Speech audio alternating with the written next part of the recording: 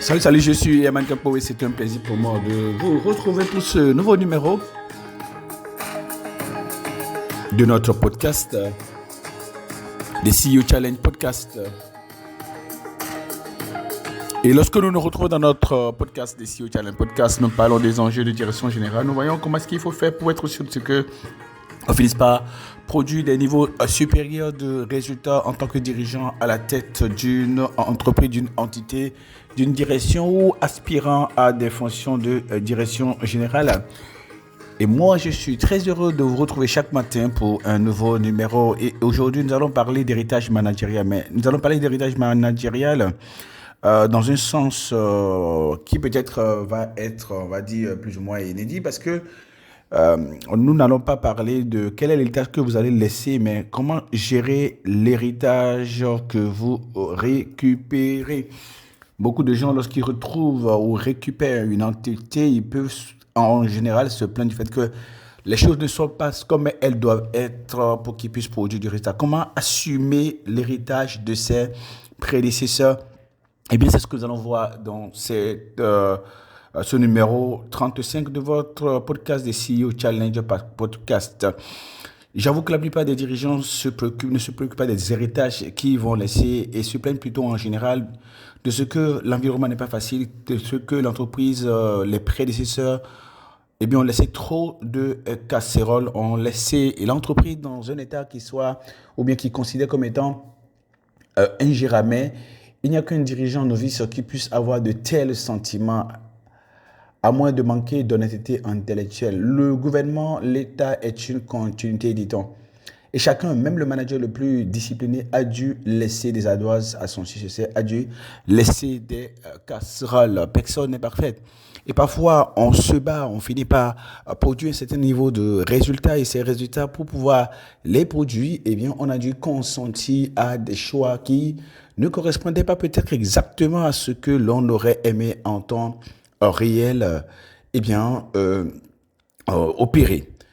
Il vous est déjà arrivé, ou vous avez déjà entendu un directeur, un DG, un entrepreneur, un successeur à une personne à la tête d'un dispositif, à la tête d'une entité qui se dit, tiens, écoute, tout est à faire et à refaire. Vous savez quoi? Lorsque tout est à faire et à refaire, vous savez par où commencer. Donc, commencez par la chose qui n'est pas été à refaire. Et si vous pensez que tout de suite, il y a des choses que vous pouvez apporter comme introduction, comme intégration, comme ajustement, comme optimisation, comme élimination, eh bien, vous commencez par les utiliser tout de suite parce que c'est ce qui est attendu de nous. On n'a pas à se plaindre du fait que les choses ne sont pas parfaites. Nous avons à les parfaire. On n'a pas à se plaindre du fait que celui qui était là a oublié de planter un arbre pour que nous puissions bénéficier donc du coup de l'ombre. Nous les francophones, nous avons juste à planter l'arbre pour que ceux qui vont venir après puissent bénéficier de l'ombre.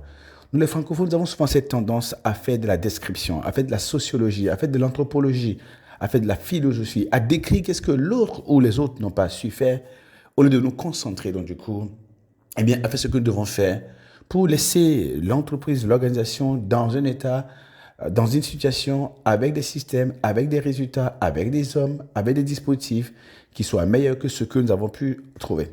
Maintenant, ceci n'est pas quelque chose de très, très évident. Alors, comment on fait pour se mettre dans la disposition mentale nécessaire et finir par accepter, intégrer le fait que l'héritage de ses prédécesseurs est quelque chose qu'il faille assumer?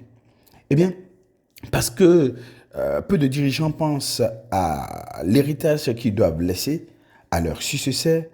Un bon dirigeant doit savoir que son prédécesseur n'a certainement pas eu le temps de laisser le business en ordre. Quand on se bat pour pouvoir structurer un business, à optimiser un business, surtout quand on n'a pas prévu clairement les caps significatifs qu'on doit amener l'entreprise à atteindre et qu'on ne travaille pas chaque jour à atteindre ces caps significatifs, il va de soi que non, on ne soit pas à la hauteur. Mais une chose importante qu'il faut comprendre ici, c'est que chacun d'entre nous doit être le bon père de famille qui n'a pas eu, doit être la bonne mère de famille qui n'a pas ou elle n'a pas eu. Chacun d'entre nous doit être le bon manager qui n'a pas eu. Chacun d'entre nous doit être le bon collaborateur qui n'a pas eu. Chacun d'entre nous doit être le bon PCA qui n'a pas eu, n'est-ce pas, ainsi de suite. Donc, si nous pouvons être pour les autres, ceux que nous n'avons pas eu la chance d'avoir, eh bien, nous allons marquer clairement notre vie, notre passage en tant que dirigeant. Lorsqu'une personne part et que vous la remplacez, il y a de fortes chances que il ou elle n'était pas la personne qu'il fallait, ou peut-être l'homme ou la femme de la situation, ou peut-être que, eh bien, naturellement, elle a dû laisser des casseroles et cela ne devrait normalement pas vous surprendre. Si la personne faisait bien, celui que vous avez remplacé, si vraiment elle faisait bien, eh bien, on ne vous aurait pas appelé. Ou du moins, si elle fait bien et qu'elle a dû partir, c'est parce qu'on pense que vous pouvez faire mieux ou on cherchait quelqu'un qui peut faire mieux ou la personne est tout simplement partie à la retraite et doit être remplacée par quelqu'un comme vous. Donc, comprenez que il est normal que tout ne soit pas parfait et que tout ne soit pas comme cela se doit. Lorsqu'on passe son temps à éteindre les feux, et la plupart des dirigeants peuvent se retrouver à éteindre les feux, on n'a pas le temps de construire, d'assainir et de laisser des fondamentaux solides. Donc, si vous héritez donc du coup des fondamentaux qui ne sont pas solides, c'est peut-être parce que votre prédécesseur n'a pas su se concentrer pour construire, pour assainir, pour solidifier. Eh bien, vous savez ce que vous avez fait maintenant. Ne tombez pas dans le même piège que lui. Concentrez-vous donc du coup à structurer, à analyser, à évaluer, de manière à créer les conditions de la croissance et du résultat durable. Certaines performances éclatantes cachent parfois des négligences non détectées à temps. Donc parfois, vos prédécesseurs peuvent faire de très bons résultats et puis c'est vous qui payez les casses après. Peut-être qu'ils ont réduit le personnel et puis le personnel que vous avez retrouvé est déprimé. Peut-être qu'ils n'ont pas fait l'investissement de la formation parce qu'il fallait rentabiliser l'entreprise et puis vous avez retrouvé eh bien, des hommes qui ne sont pas en mesure d'assumer la continuité de la performance.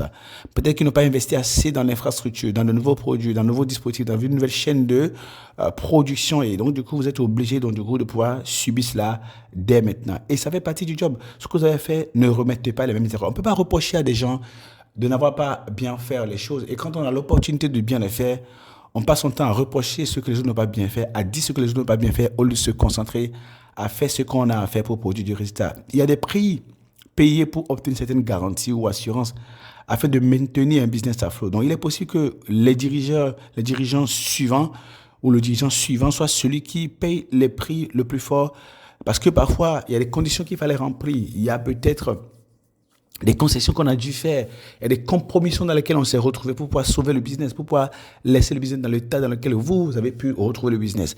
Et eh bien, vous n'avez pas à vous plaindre du fait que, eh bien, vos prédécesseurs n'ont pas fait le bon job. Ils ont fait ce qu'ils ont pu faire, ils ont sacrifié ce qu'ils ont pu sacrifier.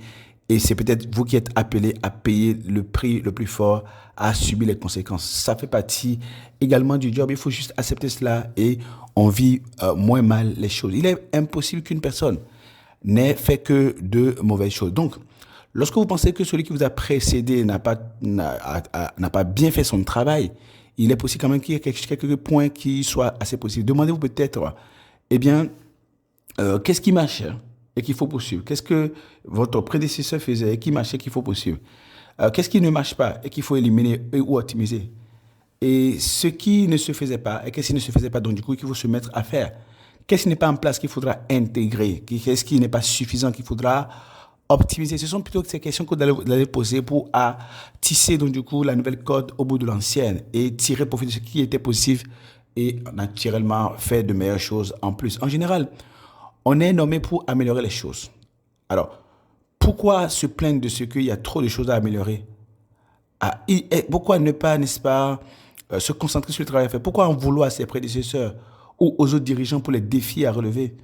Autant se mettre au travail vite, n'est-ce pas? Lorsque vous avez les défis à relever en face de vous, lorsqu'il y a des choses que les autres auront pu faire, qui n'ont pas pu faire, lorsqu'il y a l'amélioration à apporter, de l'optimisation, de l'ajustement, de l'intégration requise, pourquoi ne pas se concentrer à le faire plutôt que de passer son temps à se plaindre du fait que les autres ont fait du n'importe quoi? Un bon dirigeant devait se demander, se poser la question constante, régulière, suivante. Qu'est-ce que mon successeur, donc les gens qui vont me remplacer, ou mes successeurs, qu'est-ce qu'ils auraient aimé que je mette en place? Et quels sont les défis qu'ils auraient aimé que j'ai réglés? Quelles sont les situations qu'ils auraient aimé que je traite? Et que je dois, n'est-ce pas, m'assurer de ce que je puisse traiter maintenant? Quels sont les dispositifs qu'ils auraient aimé que je mette en place, que je dois mettre en place dès maintenant? On appelle cela assumer et assurer la continuité de la performance. Assumer la continuité de la performance suppose qu'on sait que, eh bien, on ne peut qu'hériter de ce que les autres ont fait et prendre courageusement la responsabilité de l'améliorer. Mais on doit s'assurer également que après soi, eh bien, les choses continuent à marcher, qu'on ait toujours la performance. On doit créer les conditions de cette performance durable, de cette performance quotidienne. Un bon dirigeant devrait se demander comment j'ai fait pour bâtir une boîte facile à manager pour mes successeurs. Comment j'ai fait pour bâtir une boîte facile à manager pour mes successeurs. La plupart des gens passent leur temps à, n'est-ce pas, atteindre des objectifs, à emprunter parfois la montre, à tenter de couper atteindre des objectifs, au lieu de bâtir, d'architecturer, de structurer de façon durable une machine à production de résultats, une machine capable de délivrer constamment la valeur ajoutée, les performances requises et de les dépasser régulièrement. Il faut se concentrer à bâtir une machine de production de résultats plutôt que d'inventer, plutôt que d'improviser les résultats, plutôt que de tourner autour du pot et perdre tellement de temps à vouloir donc du coup colmater les brèches qu'on ne s'assied pas, on prend pas le temps de structurer, d'optimiser les leviers de la performance durable. Un bon dirigeant doit se demander comment je fais de sorte que ce ne soit pas le chaos après moi. Comment je fais de sorte que ce ne soit pas le chaos après moi. La plupart des gens pensent que réussir, c'est réussir à produire des résultats pendant qu'on est là. Il paraît que la qualité d'un succès est dans la qualité de la succession. La qualité d'un succès est dans la qualité de la succession. Si après vous, c'est le chaos, c'est que vous n'avez rien bâti, vous n'avez rien fait d'extraordinaire. Donc, il faut constamment faire les choses avec de l'indulgence et de la compassion pour ceux qui ont essayé de les faire avant nous et qui n'ont pas peut-être pu faire ce qu'il faut faire, mais également avec de la solidité envers ceux qui vont nous remplacer, la solidarité du moins, avec ceux qui vont nous remplacer et nous demander, si c'était moi qui devais les remplacer, qu'est-ce que j'aurais aimé qu'ils mettent en place? Qu'est-ce que je dois leur éviter? Quels sont les dysfonctionnements que je dois prévenir dès maintenant? Qu'est-ce qui pourrait causer des pertes d'exploitation futures? Ou qu'est-ce qui pourrait causer des provisions futures et que je dois absolument éviter maintenant? C'est votre responsabilité première de faire ce que vous avez à faire pour laisser les choses en état meilleur que celui dans lequel vous les avez donc du coup trouvés. Pour y arriver, vous n'avez pas à trop perdre du temps à vous morfondre ni à vous plaindre de ce que les autres n'ont pas su faire leur travail. Et bien voilà, donc je suis très content d'avoir été du coup avec vous aujourd'hui. Et si vous voulez continuer à pouvoir échanger sur les défis et les enjeux de direction générale, on va certainement se retrouver demain pour un nouveau numéro de notre podcast, de CEO Challenge Podcast. Pendant ce temps, je voulais suggérer, si vous êtes peut-être à Bamako le 5 juin, ou à Douala le 6 juin, ou à Kinshasa le 14 juin, ou encore Ouagadougou le 14 juin, eh bien, nous avons prévu des masterclass pour parler des défis de dirigeants avec vous. Eh bien, c'est gratuit, c'est assez gratuit. On obtient son invitation, son canton d'invitation et on peut participer à cela gratuitement. Ce que vous avez à faire, c'est de cliquer sur le lien ici, n'est-ce pas, en dessous, pour pouvoir découvrir nos prochains masterclass et pouvoir y participer. Quant à moi, j'ai été très heureux d'avoir été avec vous aujourd'hui. On se retrouve demain pour un nouveau numéro de votre podcast, de CEO Challenge Podcast. Bye bye, ciao, ciao.